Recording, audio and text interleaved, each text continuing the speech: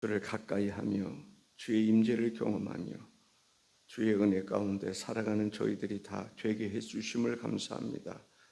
또한 그러한 삶을 지속적으로 충만히 살아가기를 원합니다.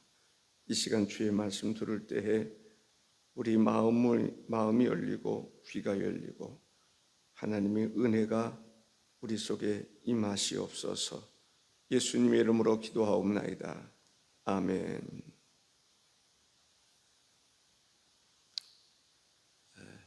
어제는 우리 24일 날 천안 성지를 다녀올 그런 계획을 가지고 있는 중에 유수영 장로님하고 다녀왔습니다. 잘 갔다라는 생각이 들었습니다. 또 가서 또 알아보고 그러니까 또 일정도 좀 변경되게 됐고 또 걷다 보니까 다리도 아프더라고요. 그래서 이 독립기념관 갈 때 그 이동하는 차 있지 않습니까? 어른들은 또 우리 전체가 그 차를 타고 이동하는 것도 또 괜찮겠다는 생각도 들고 유익이 됐습니다. 유시영 장로님 혼자 가신다고 그러길래 같이 가는 게 좋겠다 그런 생각이 들었습니다. 오늘 본문에서 믿음의 기도, 우리 모두는 기도 다 하는 사람인데 그냥 중언부언 기도하는 그런 사람도 있을 것이고 또 하나님 앞에 간절히 기도하는 사람이 있을 것이고 어떤 사람은 믿음으로 기도하는 사람이 있을 것입니다. 우리는 어떤 사람이 되어야 되는가? 믿음의 기도, 믿음으로 기도하는, 물론 부르짖어 기도하는 것도 필요하죠. 통곡하며 기도하는 것도 필요할 수 있고요. 간절히 기도하는 것도 필요할 수 있겠지만 하나님이 원하는 것은 믿음의 기도. 아멘. 믿음의 기도가 있어야 될 줄로 믿습니다. 성경에 기도하는 인물들, 기도했던 사람들, 떠오르는 사람들이 어떤 사람들일까요? 한 10명만 한번 이야기해 볼까요? 예? 아브라함, 소돔성 기도했던 거 기억나죠? 또 누가 있습니까? 엘리야, 갈멜산에서 그 기도했을 때 제단에 불이 임재하는, 와 대단하죠. 또 누가 있습니까? 예, 모세, 이스라엘 백성들을 위해서 하나님의 진노 중에 부르짖어 기도하고, 또 이 아말렉과의 전쟁에서 승리하도록 또 기도하고, 기도하는 모세였습니다. 또 누가 있을까요? 히스기야, 나라가 위기 속에 있을 때 성전에 올라가서 정말 그 적진이 보낸 그 문서를 가지고 하나님께 간절히 부르짖어 기도했을 때 하나님께서 역사해 주셨고, 병들어 죽었을 때, 죽게 되었을 때 하나님 앞에 통곡하고 기도했더니 하나님께서 15년이라고 하는 3일 만에 성전에 올라갈 수 있었고, 기적이죠. 또 15년 동안 더 삶을 연장받을 수도 있었죠. 또 누가 있습니까? 다윗. 하나님 앞에 전쟁을 할 때마다 기도하고 또 기도했을 때 응답받고, 우리아의 아내 바세바가 임신했을 때 또 그 아이를 낳았을 때 하나님께 부르짖어 기도했던 그 모습 또 등등을 볼 수 있죠. 기도하는 사람 또 누가 있죠? 한나가 아이를 낳지 못했을 때 하나님께 부르짖어 기도했던 그러한 기도. 엘리 제사장의 그 말 한마디를 듣고 근심이 다 사라져버리는 말씀에 대한 확신이 있었죠. 또요, 사무엘의 기도는 변함없는 기도죠. 하나님의 성전에서, 어려서부터 성전에서, 법궤가 있는 곳에서 성전을 사모한다는 게 참 중요한 것 같아요. 예, 저도 성전을 참 사모하는 사람 중에 한 사람. 그래서 고등학교 다닐 때나 날마다 성전에 가서 기도하고 부르짖어 기도하고, 신학교 다닐 때도 성전에서 잠을 자가면서 이렇게 기도했다. 다윗이 성전을 그렇게 사모했던 것을 볼 수 있습니다. 열명한 지원나에 또 누가 있어요? 다니엘의 기도. 그리고 하나님 앞에 시간을 정해놓고 기도하는 것도 참 중요합니다. 하루에 3번씩. 저는 오늘부터 기도가 잘 안 되더라고요.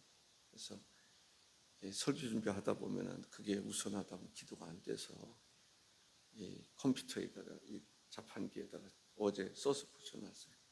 저녁 8시부터 9시까지 2시간은 성전에 가서 기도하고, 다른 건 그 다음에 하더라도 시간을 정해서 기도해야 되겠구나. 새벽에 기도하고 또 저녁에도 시간 정해놓고 기도해야 되겠구나. 이 시간을 정한다는 게 중요한 것 같아요.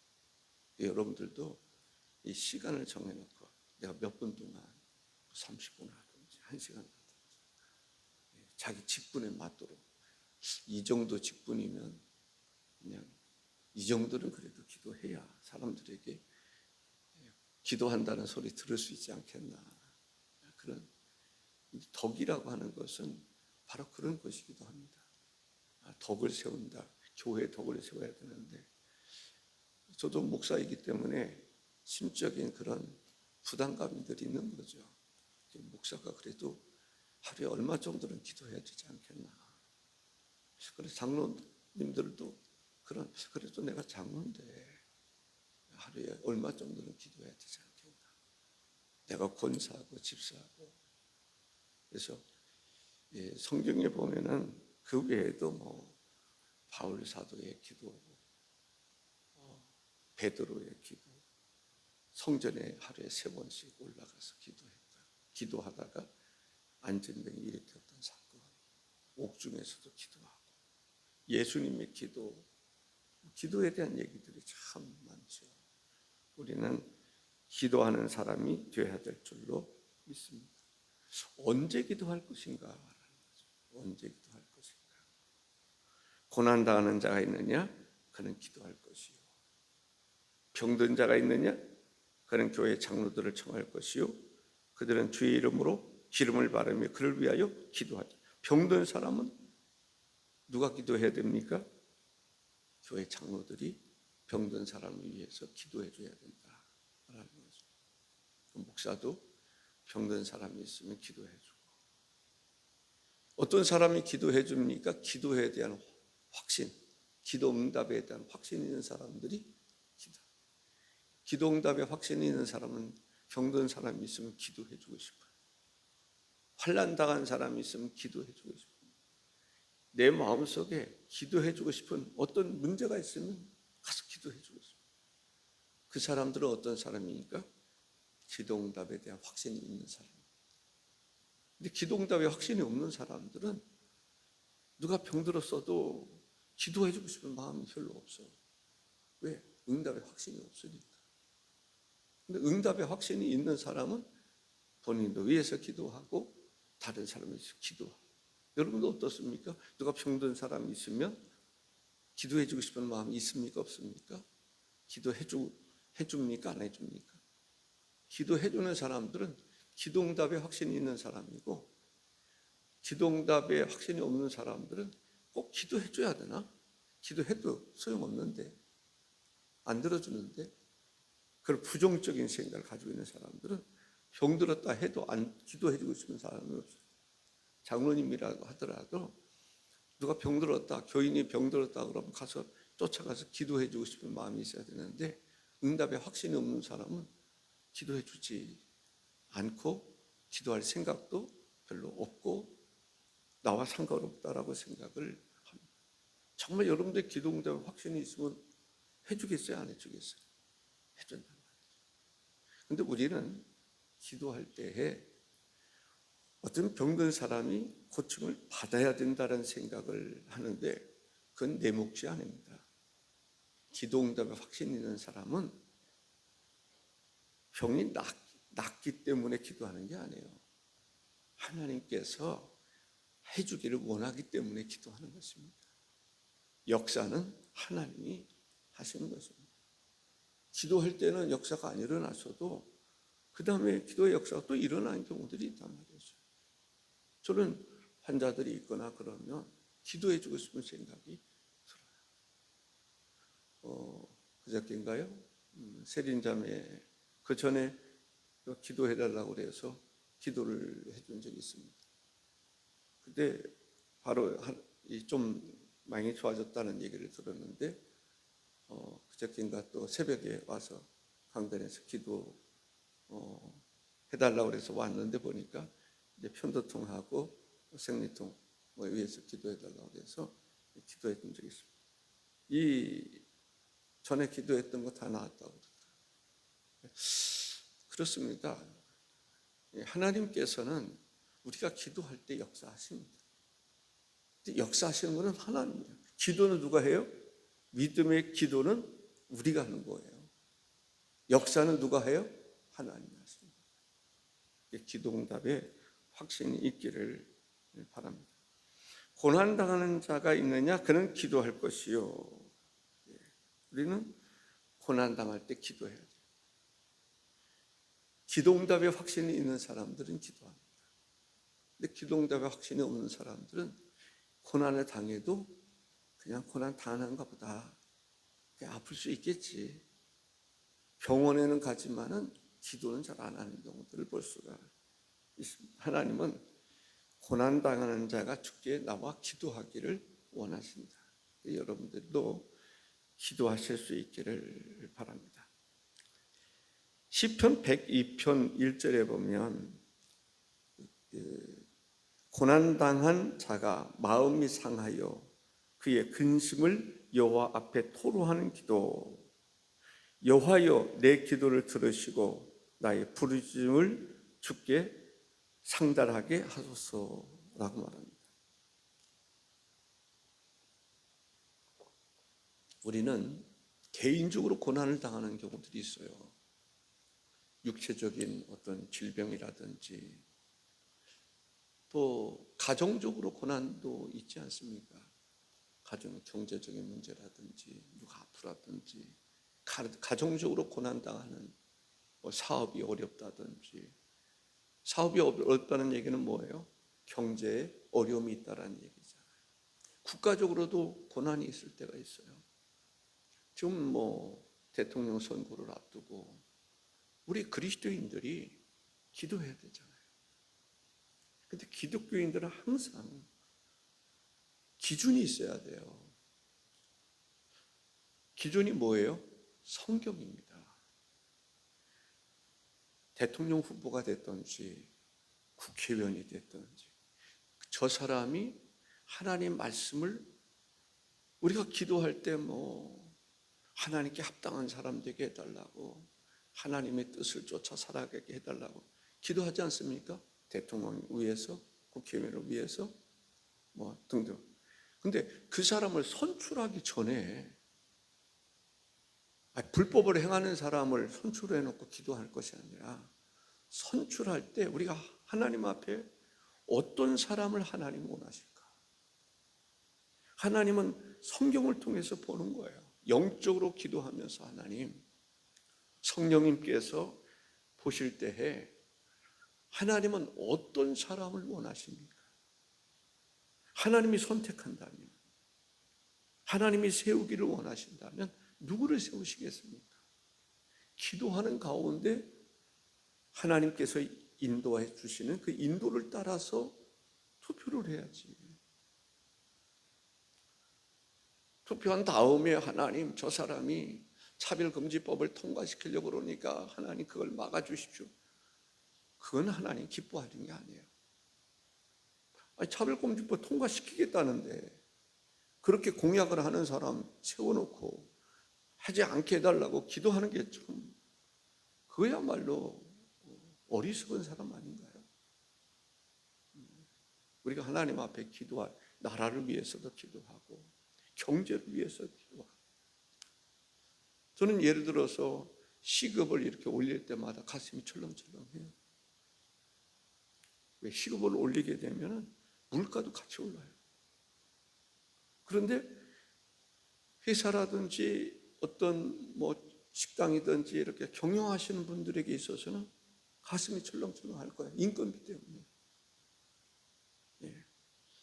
저는 정말 그 외국의 기업들도 한국에 와서 기업 활동을 많이 해야 되는데 떠난단 말이죠. 국내 기업도 굵직한 기업들이 떠나요. 그런 걸 볼 때 떠나면 어떤 문제가 생깁니까? 그 도시가 경제적으로 어려움을 겪어요. 상가도 잘 안 되고, 어려움을 겪습니다. 부동산 안 되고 여러 가지. 우리가 하나님 앞에 기도할 수 있어야 돼. 그런 부분 놓고도 하나님 앞에 기도할 수 있어요. 경제를 살렸던 사람들이 있단 말이죠. 우리나라에. 이 경제를 살렸던 나라의 그 안전이라든지 국방이라든지 나라를 든든히 세웠던 사람들을 보세요. 사람 우리가 사상적으로 그런 쪽으로만 볼 것이 아니라 정말 이 나라를 세웠던 그 사람들은 어떤 사람들이에요?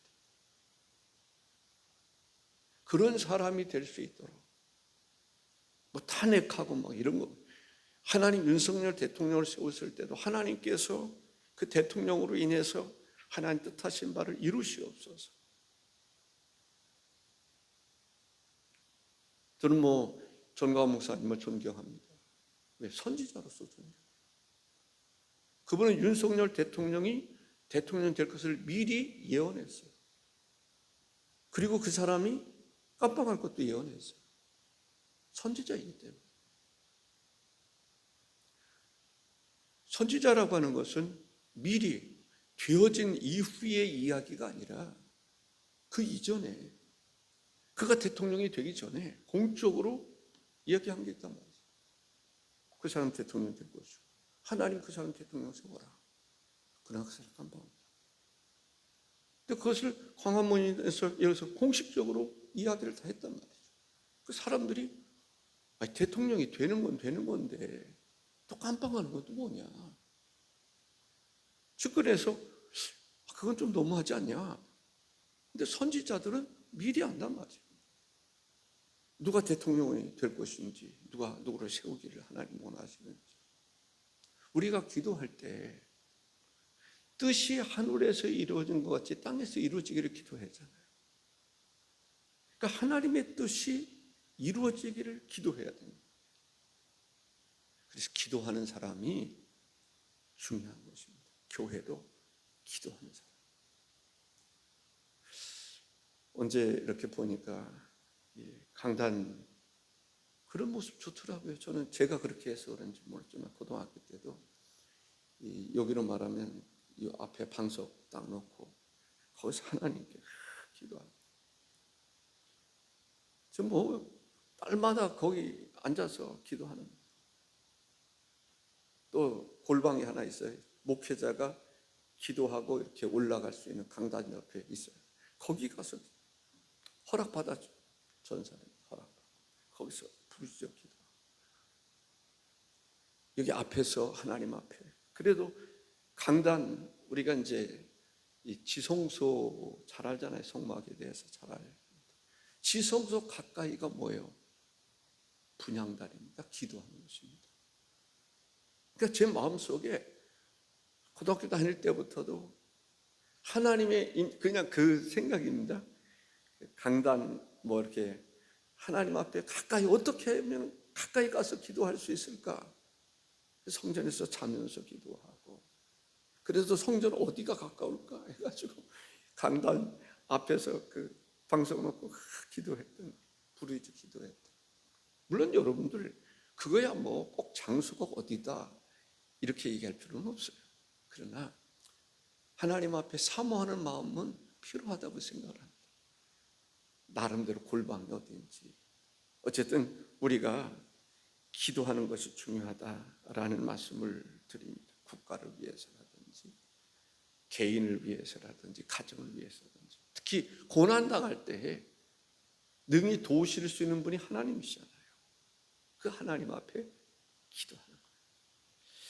야곱의 기도, 약복강 나루에서의 기도.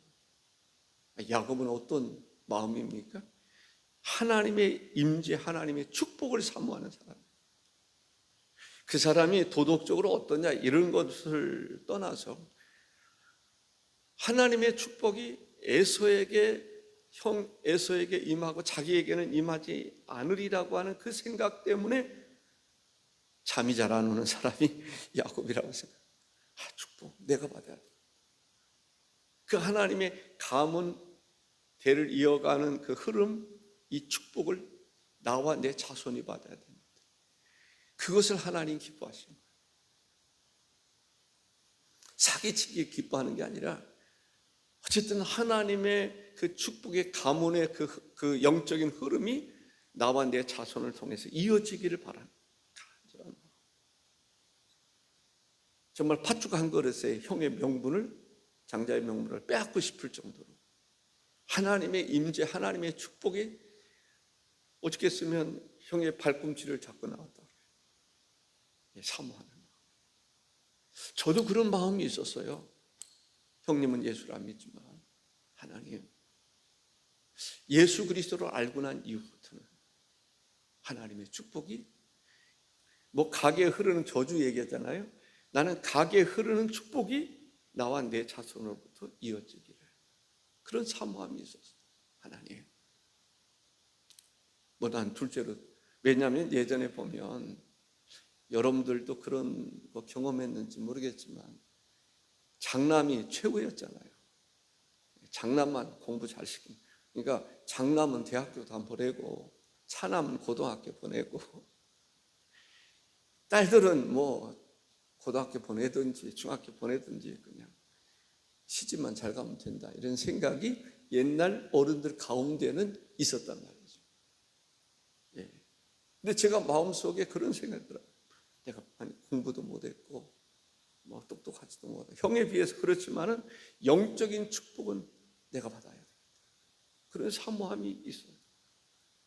그러다 보니까 하나님 앞에, 하나님, 이 하나님의 축복, 아브라함과 이삭과 야곱과 요셉 이렇게 흐르잖아요. 그 축복을 내가 받아야 되겠다. 근데 그 방법이 뭘까?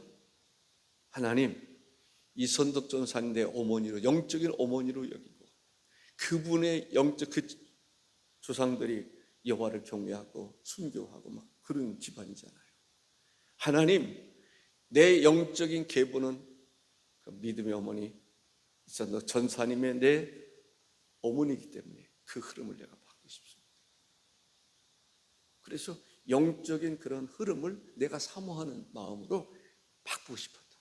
그래서 그 문제를 놓고 하나님 앞에 기도하면서 내 영적인, 육신의 부모가 있고 영적인 것은 그렇다라는 거죠. 여러분들도 그것은 평가는 자유로울 수 있지만은 여러분들이 기도는 하나님 앞에, 하나님, 내가 그 축복을 받고 싶습니다.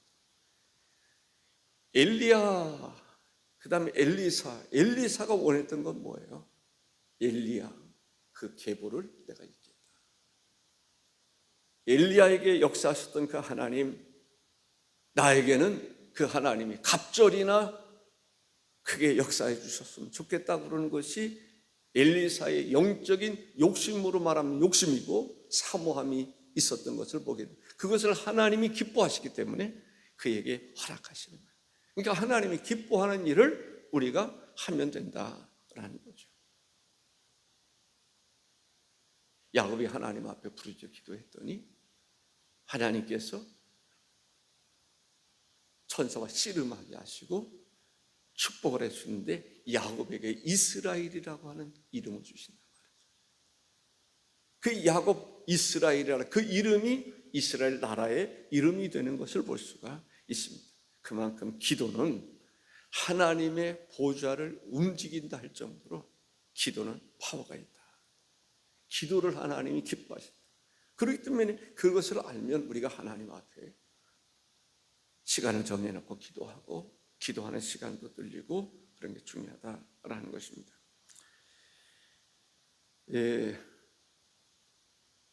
창세기 32장 11절에 보면 내가 주께 간구하오니 내 형의 손에서 에서의 손에서 나를 건져내시옵소서.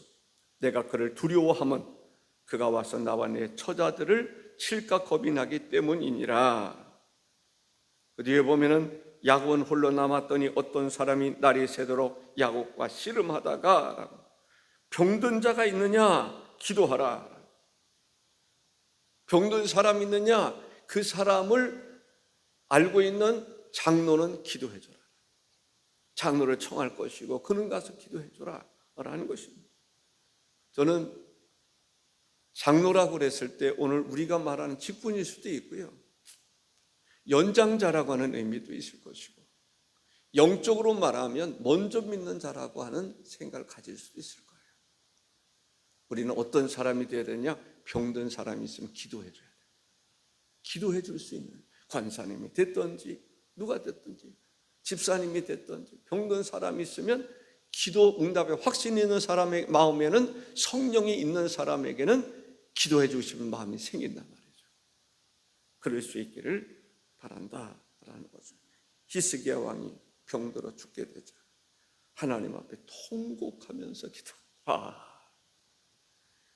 왕이 벽을 향해 하나님 앞에 통곡하며 왜 죽게 생겼으니까. 이사야 선지자를 통해서 죽으리라고 그랬잖아요. 그 선지자가 죽으리라고 그러니까 죽는 거예요. 근데 살고 싶거든. 하나님 앞에, 하나님, 내가 이때까지 하나님을 위해서 어떤 삶을 살았는데 하나님 나를 보시옵소서. 내가 나름대로 하나님 앞에 충성되게 살지 않았습니까? 나를 긍휼히 여기시옵소서. 살려주십시오. 하나님 앞에 간절히 부르짖어 통곡하며 기도했더니 하나님께서 살려주리라. 3일 만에 성전에 올라갈 것이다. 정말 놀라운 역사를 이루시는 것을 볼 수가 있습니다. 이 열왕기하 20장 1절에 3절에 보니까 그때에 히스기야가 병들어 죽게 되매 아모스의 아들 선지자 이사야가 그에게 나와서 그에게 이르되 여호와의 말씀이 너는 집을 정리하라. 내가 죽고 살지 못하리라 하셨나이다. 히스기야가 낯을 벽으로 향하고 얼굴을 벽으로 향하고 여호와께 기도하여 이르되 여호와여 구하오니 내가 진실과 전심으로 주 앞에 행하며 주께서 보시기에 선하게 행한 것을 기억하옵소서 하고 히스기야가 심히 통곡하더라 했습니다. 그런데 하나님께서 5절과 6절에 이렇게 말씀해요. 너는 돌아가서 내 백성의 주권자 히스기야에게 이르기를 왕의 조상 다윗의 하나님 여호와의 말씀이 내가 내 기도를 들었고 내 눈물을 보았노라. 내가 너를 낫게 하리니 내가 3일 만에 여호와의 성전에 올라가겠고 내가 내 날이 15년을 더할 것이며 내가 너와 이 성을 앗수르 왕의 손에서 구원하고 내가 나를 위하여 내 종 다윗을 위함으로 이 성을 보호하리라. 역사, 시간이 지났지만 우리가 어떻게 기도할 것인가? 오늘 본문에서 보면 믿음의 기도는 병든 자를 구원하리니 라고. 야고보서 1장 6절에 보면 오직 믿음으로 구하고 조금도 뭐 하지 말라? 의심하지 말라. 믿음으로 구하고 조금도 의심하지 말라. 마가복음 9장 23절에 보니까 믿는 자에게는 능히 하지 못할 일이 없느니라. 마가복음 9장 29절에 보면 기도 외에 다른 곳으로는 이런 종류가 나갈 수 없느니라. 우리는 기도로 심어야 돼요. 교회는 우리 장로님들, 집사님들, 권사님들 기도로 심어야 돼요. 하나님 앞에 심을 때 역사가 일어납니다. 기도로 심어야 돼요. 개인적으로도 하나님 앞에 기도로 심을 수 있기 바랍니다. 자녀들을 위해서도 기도로 심고, 형제들을 위해서도 기도로 심고. 기도는 공짜가 없습니다. 기도는 심는 것입니다. 심어야 열매도 맺을 수 있는 것입니다. 기도는 심는 원리입니다. 헌금도 심는 원리지만, 뿌리는 원리지만, 심지 않은 데서 거둡니까? 그러면 기도하라고 말씀하지 않았을 거예요. 부르짖으라고 말하지 않았을 거예요. 시간을 정해놓고 기도하라고 말하지 않았을 거예요. 이스라엘 백성들에게는 시간을 정해놓고 기도하라. 왜냐하면 하나님이 그렇게 말씀하지 않으면 사람들이 제 속에 오른 대로 기도하고 싶을 때는 하고 안 하고 싶을 때는 안 하잖아요. 우리가 새벽 예배, 그래서 예전부터 한국 교회 전통적으로 오는 게 뭐예요? 우리가 직분을 세울 때 장로를 세우거나 권사를 세우거나 이런 사람들은 11조 생활, 주일 성수, 새벽 예배, 이게 기본이었어요. 그렇지 않은 사람들은 장로가 될 수가 없었어요. 제가 이야기합니다만 시대의 흐름에 따라서 지금은 장로님들 가운데 새벽 예배 제대로 안 나오는 사람도 있습니다만, 예전에는 새벽 예배도 안 나오는 사람은 어떻게 장로가 될 수 있는가? 그 장로님들이 그런 얘기를 할 정도로 그렇게 또 살았어요. 그런데 이제 신앙생활을 하다 보니까 이제는 편하게 신앙생활을 하려고 그런 경우들이 많이 있어요. 그러니까 성경의 법을 바꾸는단 말이에요. 왜? 어떻게? 편한 쪽으로. 예. 그러나 이것은 누가 강요한다고 되는 게 아니에요. 스스로 하나님 말씀과 임재 속에서 스스로 결단을 해야 돼요. 그래도 덕을 위해서라면 어떻게 돼요? 예를 들어서 장로님들이 주일 성수를 제대로 안 하면 덕이 되나요? 안 되잖아요. 기도도 마찬가지예요. 기도하고 그럼 덕이 되고. 예. 그것이 바로 교회의 아름다운 이름이 전파되는 것을 볼 수가 있습니다. 두 번째는 너는 죄를 서로 고하며 기도하라고. 이 중요한 거예요. 사람들이 병들었을 때는 무슨 생각을 하냐면 왜 저 병이 들었지? 원인을 이야기할 때 그 원인, 부모가 그 병의 원인이 되나? 그런 성경에도 나오잖아요. 유전자 아니야? 지금 병원에 가서도 그거 묻는 의사들이 묻는 경우들이 있어요. 내가 당뇨 환자면 혹시 부모님이나 형제들 가운데 당뇨 환자 없으세요? 그렇게 묻는 경우들이 있단 말이죠. 병도 정신적인 병이든지 육체적인 병이든지 혹시 부모의 유전적인 거 아닌가요? 그 다음에 또 무슨 생각을 해요? 혹시 무슨 죄를 졌나? 하여튼 문둥병이 걸렸다 그러면 저주 받았다는 생각이 있잖아요. 혹시 무슨 죄 때문인가요? 그랬을 때 환자가 생겨도 화목이 안 돼. 기도를 해주는데 나는 괜찮고 저 사람은 무슨 허물이 있는 것처럼 생각을 한단 말이죠. 그렇지 않습니까? 기도하는 사람들이 사역자들도 늘 그 신경 쓰셔야 돼요. 왜? 성경도 얘기하잖아요. 나는 괜찮고 나는 신령하고 너는 문제가 있고 그래서 기도를 병이 생기고 이런 생각하지 말라는 거예요. 나도 허물이 있는 사람입니다. 박수영 장로님도 허물이 있고 그렇게 이야기하고, 유수영 장로님도 나도 허물이 있다라고 고백하고, 김주일 장로님도 나도 허물이 있다고 기도하고, 김명옥 장로님도 나도 허물이 있다고 기도하고, 그러면 병든 사람의 마음에 평안이 있습니까 없습니까? 평안하죠. 나는 괜찮은데 당신이 병에 걸려든 거 보면 당신이 문제가 있는 것 같고, 그렇게 하면요 화목이 깨지는 거예요. 하나님의 그 화목케 하는 그게 깨지는 거예요. 서로가 자기 약점을 이야기하고, 나도 죄인입니다. 나도 죄인입니다. 나도 예전에 병 걸렸었어요. 더한 병도 걸렸었어요. 서로의 죄를 약점을 부족함을 고백하는 거예요. 그러면 환자가 마음에 평안이 있단 말이죠. 기도하는 그 공동체가 화평이 된단 말이죠. 평화가 이루어진다. 거기에 하나님의 역사가 일어나는 거죠. 아멘. 이것이 바로 주께서 우리에게 말씀하시는 말씀입니다. 너희 죄를 서로 고백하며 병이 낫기를 위하여 서로 기도하라. 의인의 간구는 역사하는 힘이 흠이니라 했습니다. 정말 이거 중요한 것 같아요. 서로. 그래서 구역이라든지 막 기도 세게 하고 그럴 때는요, 서로가 허물을 회개하고 고백할 때 성령의 역사가 일어나는 것을 보게 됩니다. 그릇으로 말하면 그릇이 깨끗해야 거기에다가 뭐 콩나물도 담을 수 있고 찌개도 담을 수 있고 반찬을 담을 수 있는 것이죠. 우리 모두가 그러한 마음이 중요하다라고 하는 것을 볼 수가 있습니다. 하나님의 은혜가 오늘도 여러분 모두에게 함께 하시기를 바랍니다. 기도하겠습니다. 존귀하신 주 하나님 아버지 감사합니다. 오늘도 성전에 나와 주를 예배할 수 있는 은총 허락해 주셔서 감사합니다. 주 안에서 늘 승리케 하옵소서. 24일 날 하나님 전안에 이제 여러 곳을 다녀올 텐데 우리 하나님께서 하나님 차고 넘치는 역사가 있게 하여 주옵소서.